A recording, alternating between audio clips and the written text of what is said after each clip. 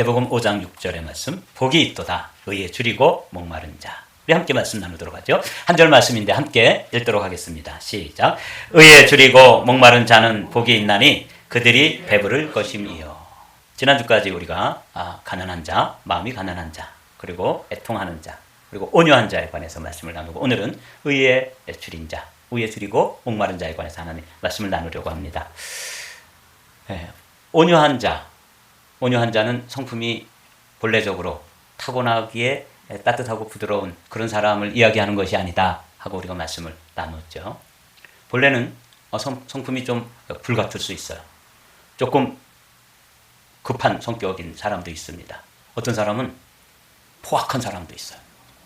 그런데 이 성품이 예수 그리스도와 함께 죽고 예수 그리스도와 함께 살아서 말씀과 성령에 의해서 통제되어지고 다스려질 때, 그때 그 사람을 온유하다 이렇게 부른다고 말씀을 나눴죠. 근데 오늘은 그렇게 온유한 사람이 또 목마르고 또 배고프고 그런 상황이 발생할 수 있어서 의에 줄이고 목마른 자는 복이 있다. 오늘은 이 말씀을 나누려고 해요. 여러분 이 말씀 귀담아 들으십시오. 오늘은 무엇입니까? 하는 세 가지 질문을 동일하게 이게 뭐죠? 하는 그런 제목으로 말씀을 나누려고 합니다.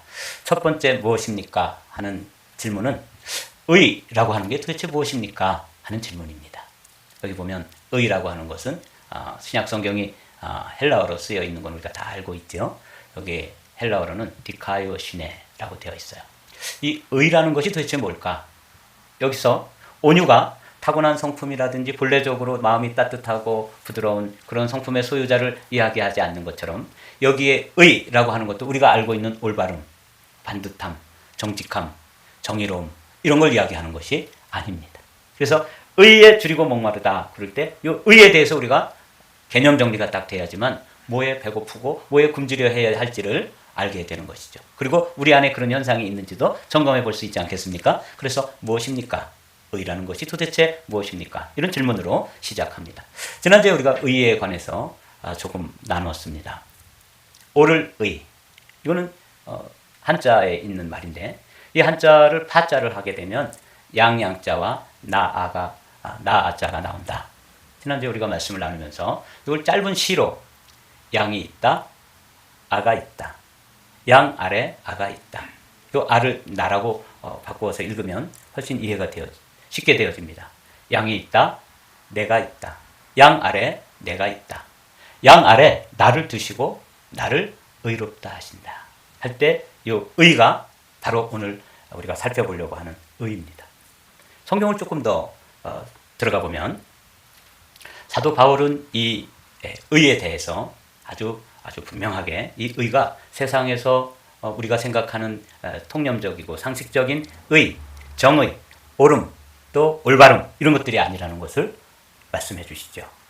그러나 이제는 율법과는 상관없이 하나님의 의가 나타났습니다. 그래서 이제 하나님의 의라고 하는 개념이 있구나. 지금 여기서 의에 줄이고 목마른다 하는 것은 하나님의 의를 말하는 것이라는 것을 염두에 두시고 말씀을 차근차근 따라오십시오.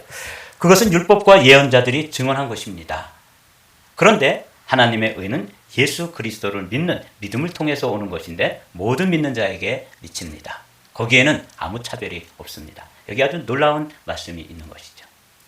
여기 율법과 예언자들이 증언한 것이다. 이거는 이제 구약 성경에 그렇게 기록되어 있다는 것이죠. 구약 성경에 율법이 우리에게 주어졌는데 이 율법은 하나님의 의입니다. 그 기준이죠. 의의 기준. 이렇게 살아야 한다 하는 기준이 주어졌는데 그 율법을 받아든 우리가 깨닫는 것은 율법으로는 죄를 깨달음이라 이렇게 로마서에 기록되어 있잖아요. 그러니까 우리가 율법 앞에 서서 율법을 지켜서 살려고 애를 쓰고 노력하면서 깨닫는 것은 그냥 우리가 죄인이구나, 우리는 한계적 존재구나 하는 것밖에는 깨닫는 게 없어요. 그래서 그게 율법의 기능입니다. 사도 바울이 그러나 이렇게 나오죠.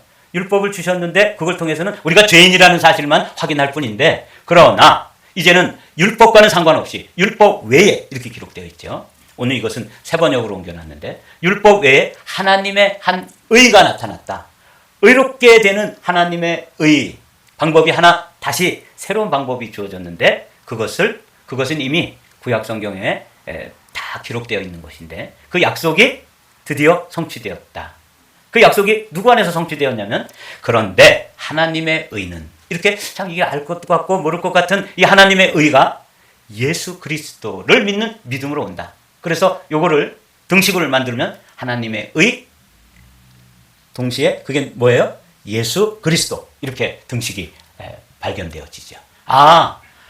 우리가 의에 줄이고 목마르다고 하는 것은 아주 쉽게 얘기하면 예수님에 대한 목마름, 예수님에 대한 배고픔, 예수님에 대한 줄임이 있는 것이구나. 이게 이제 여러분들에게 개념 정립이 딱 돼야 돼요. 예수로 목마르고 예수로 배고프고 예수님을 갈망하는 그 갈망하는 사람들이 복이 있다고 말씀하시는 거구나. 이렇게 이제 성경을 통해서 여기까지 우리가 도달했습니다. 여기 요 말씀을 사도 바울의 이 로마서에 심오하고 깊은 율법의 한 의가 나타났는데 그 하나님의 한 의는 예수 그리스도를 믿는 믿음으로 우리에게 오게 된다 하는 이 심오한 이야기를 요 오를 의자 한자를 가지고 파자를 해서 우리는 이 진리를 그대로 우리가 쉽게 이해할 수 있는 것이죠. 양이 있다. 내가 있다. 양은 세상 죄를 지고 가는 하나님의 어린 양 예수님을 얘기하는 것이죠. 그분은 의 자체입니다. 그런데 그분의 의 앞에 서 있는 나는 어떤 존재예요? 죄인일 뿐입니다. 모든 사람이 죄를 범하였으며 하나님의 영광에 이르지 못했다. 그게 나의 존재예요. 그런데 양 아래 내가 있다. 나의 존재, 나의 자아가 있는데 그 나를 예수 그리스도의 절대적인 의, 영원한 의, 온전한 의로 뿌리고 바르고 덮어주신 거예요. 이게 이제 우리의 현대 모습입니다. 그러니까 우리가 자아는 여전히 죄의 성품이 그대로 들어있는데 우리를 뭘로 옷 입혀주셨냐면 양으로 옷 입혀주셨다는 거예요. 다른 말로 얘기하면 예수 그리스도로 옷 입은 사람들을 뭐라고 불러요? 그리스도인 이렇게 부르는 거예요. 우리가 그런 존재입니다. 그래서 우리는 의롭지 못한데 우리를 의롭다고 인정해 주시는 거예요. 이게 양 아래 나를 두고 의롭다 하신다 하는 이 말씀 아래 들어있는 깊은 진리입니다. 그래서 이제 의를 정리하면 이렇습니다. 의에 줄이고 목마른 자다 할 때 이 의는 첫 번째 근원은 어디예요? 하나님의 의입니다. 근데 그 하나님의 의가 우리에게 와서 우리의 의가 된 것이죠. 제가 언젠가 이런 말씀 드린 적 있죠. 거룩한 교환, Holy Exchange 또는 Divine Exchange라는 말 들어보신 적 있죠? 나의 죄는 거룩하신 예수님이 가져가시고 그분의 온전한 의이시며 거룩이신 예수님의 그 의가 내게로 왔어요. 여기 exchange가 이루어졌을 때 우리가 가지는 의, 이게 이제 우리가 받은 의입니다. 하나님의 의, 우리가 받은 의, 그리고 그 의를 가진 사람들이 서로 바르게 그리고 또 정의롭게 세상을 만들어갈 때 그게 이제 사회적 의, 사회적 정의가 되는 거예요. 그러니까 이 의는 세 가지 차원. 의의 근원은 하나님. 그 의를 우리가 받고 그 의를 가지고 살아가는 것. 이게 이제 오늘 말씀드리려고 하는 의다 하는 걸 정리하시고. 그런데 이제 여기서 의문이 생겨요. 무엇입니까? 왜 우리가 줄이고 목말라 해야 됩니까? 그 의라는 것을 이제 알았는데 하나님의 의가 예수님이라는 것도 알았고 그게 그 예수님의 의가 우리에게 와서 우리의 의가 되고 그 의를 가지고 살아가는 사회의 그리스도인의 삶으로 살아가도록 우리를 초청하셨다는 것까지 이해가 됐는데 근데 뭐 그렇게 줄이고 목말라 해야 되는가? 이게 이제 우리가 생각해 봐야 될 두 번째 질문입니다. 무엇입니까? 무슨 이유로 이렇게 의에 줄이고 목말라 해야 합니까? 의에 줄이고 목마른 자는 복이 있나니 그들이 배부를 것이며 할 때 줄이고 목마른 이유 그게 무엇인지 한번 살펴보도록 하죠. 여러분 지난주에 우리는 온유한 사람의 대표자로 모세를 살펴보았습니다. 모세는 본래적으로 타고난 성품이 온유한 사람이 아닙니다. 성격이 아주 과격하고 또 폭력적이고 또 급하고 불같은 그런 인물이었습니다. 그 오죽하면 애굽 사람을 쳐서 죽였다 이렇게 성경에 기록되어 있잖아요. 자기 성질에 못 이겨가지고 사람을 때려서 살해할 만큼 포악한 그런 인물이었습니다. 그런데 이 모세가 그 야생마와 같은 그런 성품이 주님의 장중의 고삐처럼 그의 그 고삐가 붙잡혀서 그가 이제 통제되어지고 다스려지고 지배되어질 때 그때의 성품이 온유라고 말씀드렸는데 얼마나 이 모세의 성품이 온유한지 이렇게 되어 있어요. 누이 그리고 형님이 뭐 비난하고 막 대들고 공격해오고 그래도 그는 그 상황을 잘 통제했습니다. 그래서 하나님께서 그를 평가하기를 3절 말씀 다 함께 읽어볼까요? 시작. 이 사람 모세는 온유함이 지면의 모든 사람보다 더하더라. 개역 성경에는 승하더라 이렇게 되어 있죠. 그러니까 당시 그 광야의 한 200만 명 중에서는 모세만큼 하나님의 말씀과 또 하나님의 성령에 의해서 다스려지고 절제되어지고 통제되어지고 컨트롤 되어지는 사람이 없었다 그 말이에요. 챔피언이었다 그 말이에요. 굉장하죠? 네. 그런데 이제 이 민수기를 쭉 읽어가다 보면 우리를 굉장히 당혹스럽게 만드는 장면이 나옵니다. 어떻게 그럴 수가 있지? 아니 왜 하나님의 사람 모세는 자기가 민수기를 기록하면서 이 일을 슬쩍 빼놓거나 숨겨놓지 가감없이 자신의 부끄러운 모습을 그대로 드러내고 있어요. 어떤 모습입니까? 이거 보십시오. 민수기 20장에 나오는 말씀이에요. 방금은 온유한 사람 모세에 관해서 말씀을 나눴는데 온유하지 못한 사람 모세 이야기가 이게 하나님을 만나기 이전의 모습이 아니라 하나님을 만나고 그렇게 형님이나 또 미리암 누나가 막 힘들게 하고 비난하고 또 공격해와도 그렇게 자기를 잘 통제하던 그 모세가 어느 순간에 그 통제력을 상실합니다. 고삐가 풀리는 거예요. 그 안에 있던 그 고삐가 하나님의 장중에 붙들려졌던 그 모세가 그 안에 있는 야생마가 막 날뛰는 거예요. 그의 모습을 모세는 담담하게 기록하고 있어요. 자기 이야기거든요. 부끄러운 이야기죠. 보십시오. 모세와 아론이 회중을 그 반석 앞에 모으고 모세가 그들에게 이르되 반역한 너희여 들으라. 벌써 여기 어조가 굉장히 흥분되어 있다는 걸 느껴지죠. 우리가 너희를 위하여 이 반석에서 물을 내랴? 우리가 내는 거예요? 하나님 내는 거예요? 하나님이 하시는 일인데도 자기가 전면에 탁 드러나잖아요. 그렇죠? 모세가 그의 손을 들어 그의 지팡이로 반석을 2번 치니 물이 많이 솟아나오므로 회중과 그들의 짐승이 마시니라. 여기까지는 뭐 별일 없어 보여지는데 12절에 이제 사단이 납니다. 그 하나님께서 모세가 막 성질이 돋궈지고 고삐 풀린 야생마처럼 자기가 한껏 막 드러나고 이러면서 혈기, 노기, 분기 막 이런 것들이 확 올라와가지고 회중들 앞에서 실수를 했습니다. 여호와께서 모세와 아론에게 이르시되 너희가 나를 믿지 아니하고 이스라엘 자손의 목전에서 내 거룩함을 나타내지 아니한 거로 너희는 이 회중을 내가 그들에게 준 땅으로 인도하여 드리지 못하리라. 온유한 자는 복이 있나니 무엇을 기업으로 받아요? 땅을 기업으로 받는다고 지난주에 말씀 나눴죠. 여기 갑자기 그렇게 온유하던 당시에 온유함이 가장 1등이었던 이 모세도 순간적으로 그 통제력을 상실하면서 이런 실수를 범하게 됩니다. 누구의 모습하고 똑같아요? 우리라고 대답하시죠. 누구? 네, 사실은 저의 모습하고 똑같아요. 저도 꽤 온유한 사람입니다. 성령 하나님 또 말씀에 의해서 통제되어지다가 여러분이 안 보는 데서 제 아내하고 한번 붙으면 뭐가 돼요? 고삐가 풀려요. 제 아내도 얼마나 온유한 사람인지 여러분 모르시죠? 그러다가 갑자기 저하고 단둘이서 고삐가 풀리기 시작하면 이 통제가 안 되는 거예요. 이 모세도 이러고 바울도 이런 거 아시죠? 바울과 바나바가 어떻게 다퉜어요? 어떻게 다퉈요? 힘이 다퉜다. 그러니까 이게 여기서 이제 우리가 하나의 법칙을 발견할 수 있어요. 어제의 온유가 오늘의 상황을 통제하지 못합니다. 어제의 충만이 오늘의 문제를 해결할 수 없는 경우가 있다는 거예요. 이게 그리스도인들의 모습입니다. 제가 이 온유한 사람 모세, 온유하지 못한 사람 모세 이야기를 묵상하면서 첫 번째는 몹시 당황했었는데 주님께서 이 가운데서 우리에게 놀라운 말씀을 깨닫게 해주시기를 원하십니다. 여러분들이 오늘 기억해야 될 단어가 뭐냐면 무한한 질적 차이라고 하는 이 개념을 마음속에 두십시오.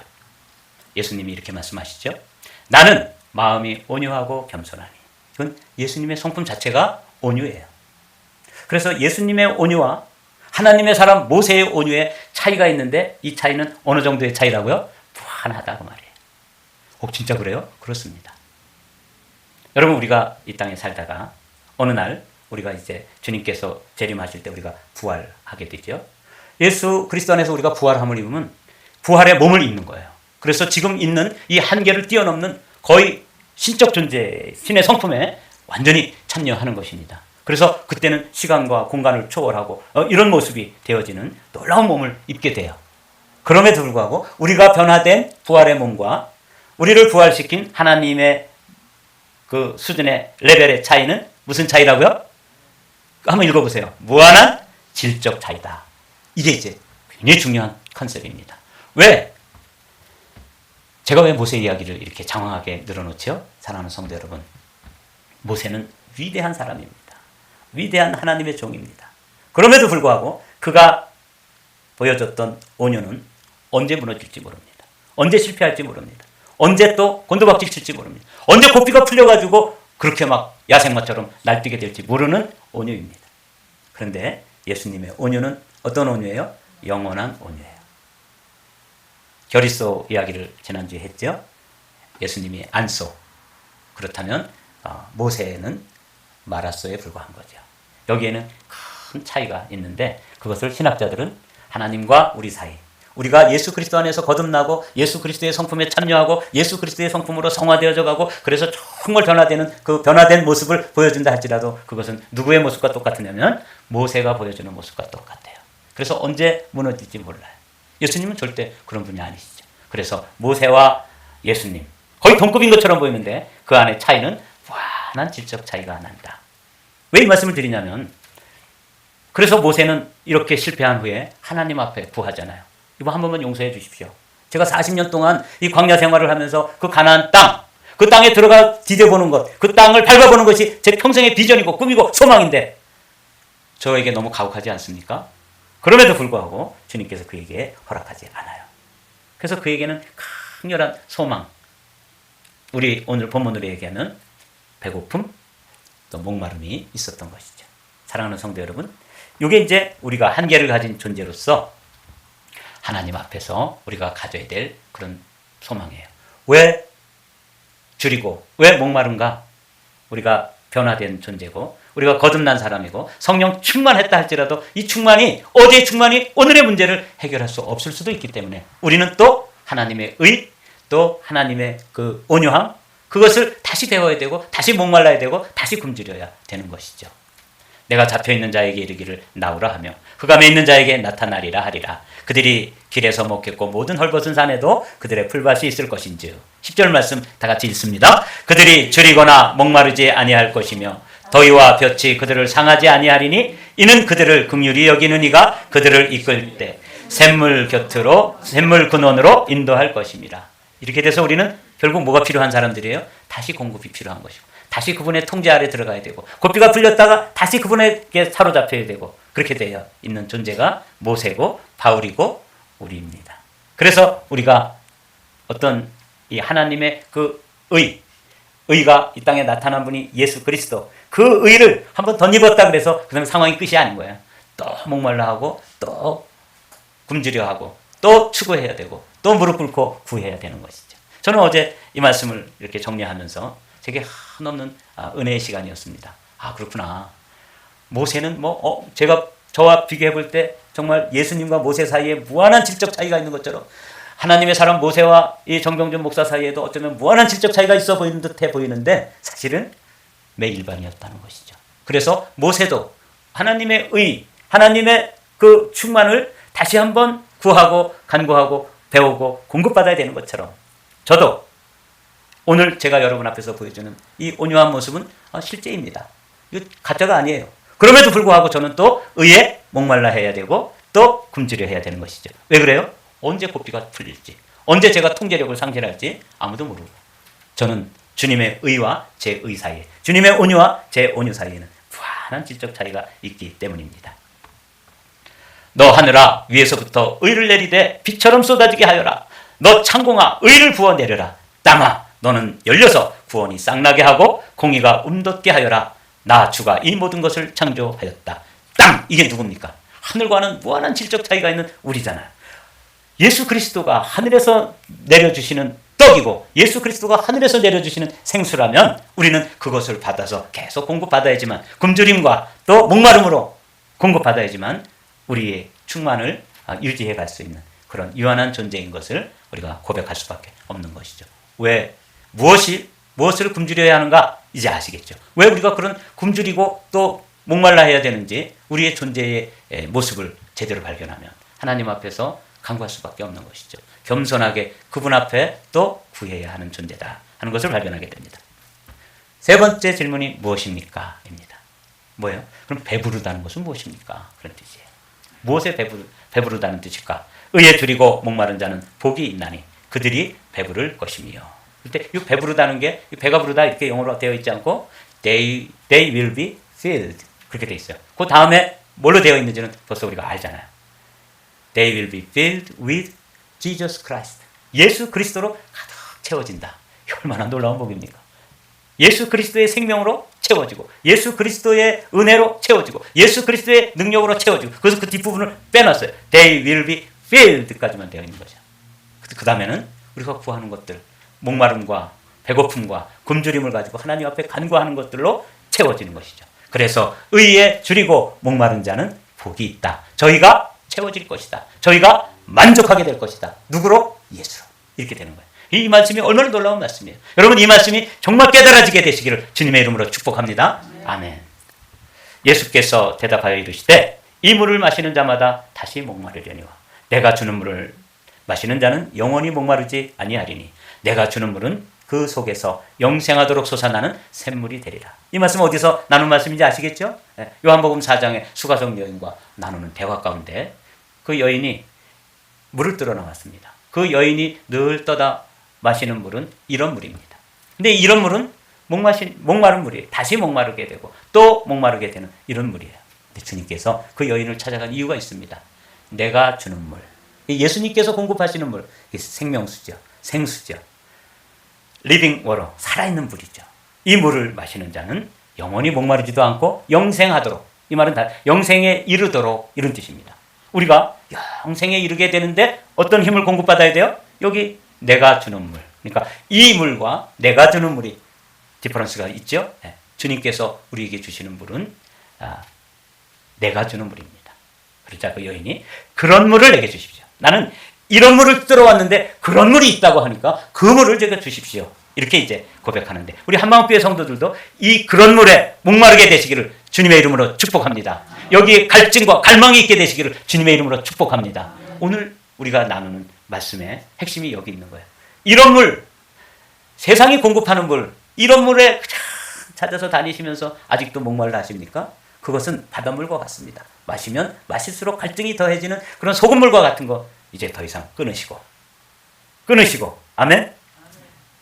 이런 물, 여기 이런 물을 마시는 자마다 다시 목마르려니와 주여 그런 물을 내게 주십시오.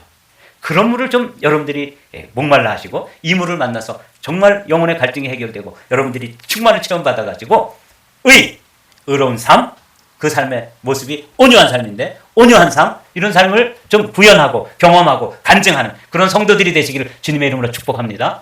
이게 없는 거예요.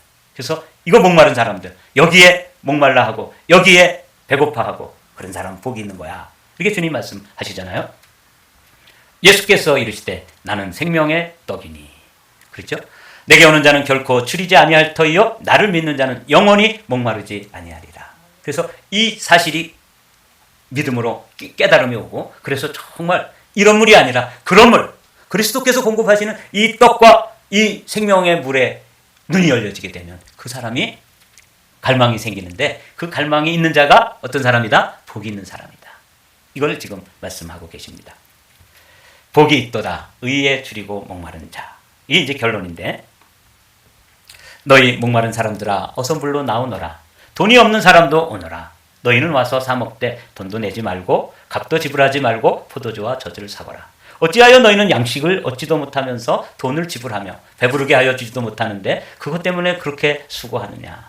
들어라. 내가 하는 말을 들어라. 그리하면 너희가 좋은 것을 먹으며 기름진 것으로 너희 마음이 즐거울 것이다. 주님은 우리를 이런 물이 아니라 그런 물, 영원히 목마르지 않고 영생하는 데까지 이르게 되는 그 물을 공급하시기 위해서 오늘도 자신을 찢으시고 물과 피를 다 쏟아서 오라. 이 물을 마셔야 된다라고 말씀해 주시는 것입니다.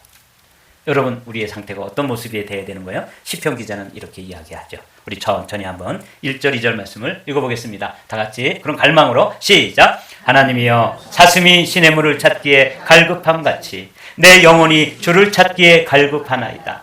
내 영혼이 하나님 곧 살아계시는 하나님을 갈망하나니 내가 어느 때에 나아가서 하나님의 얼굴을 배울까. 여기 갈급함, 갈망함.